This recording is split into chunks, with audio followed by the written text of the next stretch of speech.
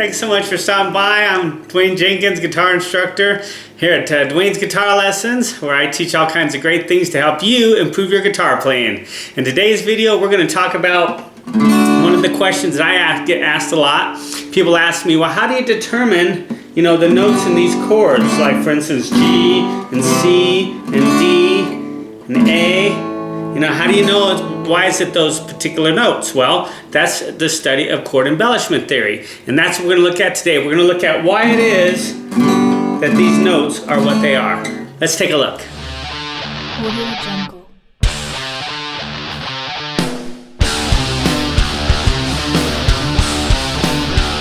Okay, so what we're going to look at here is some chord embellishment theory. All right? Now, this is a pretty easy concept to understand, and once you understand this, you can do this with any chords, okay? Any chords. We're just going to start off with just major chord here. We're going to start off with the key of C, okay? And I'm going to write this out for you so you can clearly see what I'm talking about. So we're going to say the key of C. Now, the reason why we do the key of C is because this key of C doesn't have any sharps or flats, okay? So we're just going to go C, D, E, F, G, A, B, C. Can you see that? Well, apparently not. Okay. Well, I'm going to have to do this again. It's obvious that we can see about past that line right there. Okay, so let's try this again. Okay, so we're going to go to the key of C. See that? Okay. So I know it says KC. We'll just say the key of C. So we go C, D, E, F, G, A, B, C. Okay? See that? Alright, so now, if we give each one of these a number value 1, 2, 3, 4, 5, 6, 7, 8. Okay? Each one of those has a number value. Now, when you make a chord like a major triad, your natural chords, your G, your C, your F, your D, those are called triads, okay? And a triad, just call it here, triad, is 3 notes. That's what it means. Triad, tri meaning 3, okay? Chord of 3 notes, that's what a triad is, okay? So, when we make like a C major scale, a C major chord, it's going to be comprised of 3 notes, and those 3 notes are going to be the 1, the 3, and the 5, okay? Now, if we look up here, now remember, this is a science of mathematics. So if you think science and math, and this is one of the reasons why they say if you study music, you improve your science and math skills, and this is why, right here. Because this is a science of mathematics. You're dealing with numbers, and you're dealing with formulas, like in science. This is a formula right here, okay? And it works with any key, it doesn't matter. Okay, and I'll show you another key real quick here. So, we've got the key of C, these are our notes, and these are number values. So if it was going to be a syllable, this would be like do, re, mi, fa, sol, la, ti, do, okay?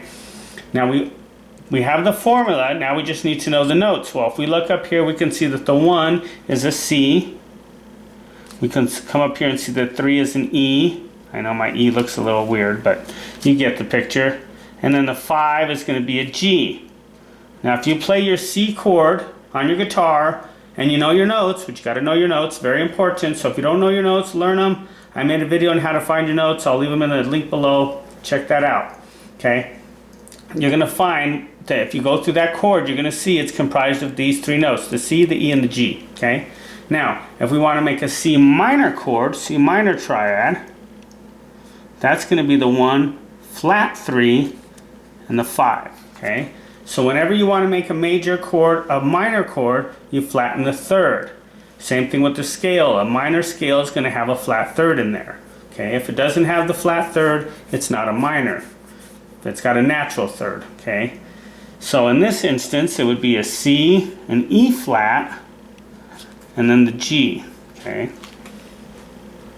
If we wanted to make a C, so this would be our C major, our C minor, alright, C major, C minor, and let's say we wanted to make a C7, C major 7 chord. Well, then we would have the 1, the 3, the 5, and the 7.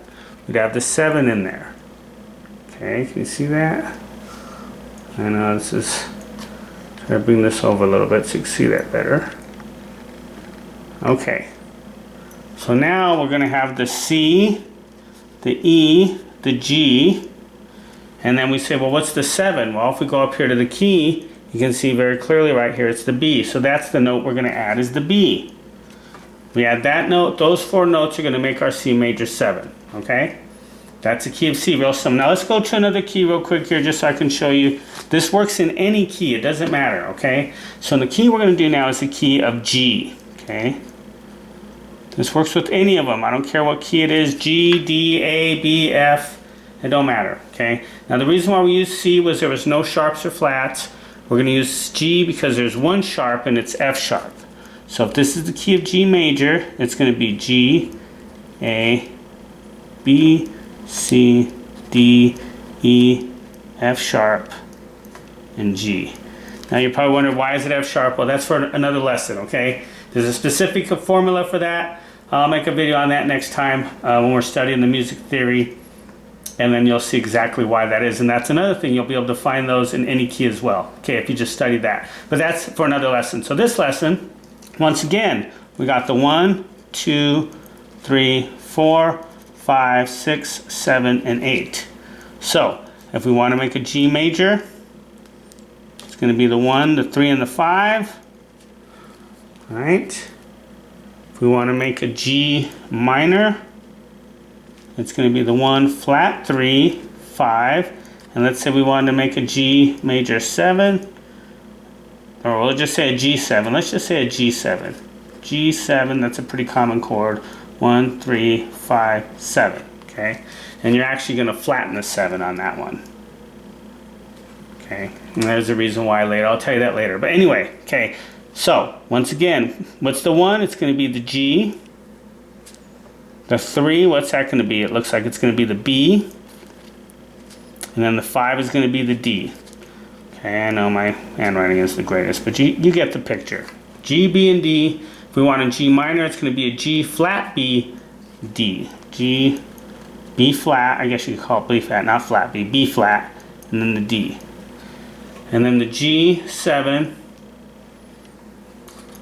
is going to be the G, the B, the D, and then the flattened F sharp is going to be an F. Now if you go to your G7 chord, if you know that's that natural chord, it's pretty common in natural chords, you're going to see that it uses the F.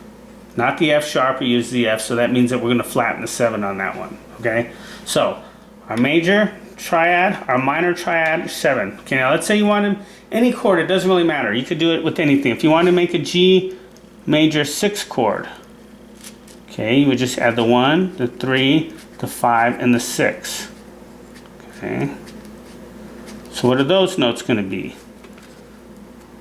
That would be our G, our B, our D, and then if we come up here to where it's the 6, it's E. So we would add the E in there. Okay, does that make sense? Pretty easy, you know? That's your basic chord embellishment theory, how to create major and minor triads. Okay, so there you have it. Some basic chord embellishment theory, how to figure out the notes, and why these are what they are.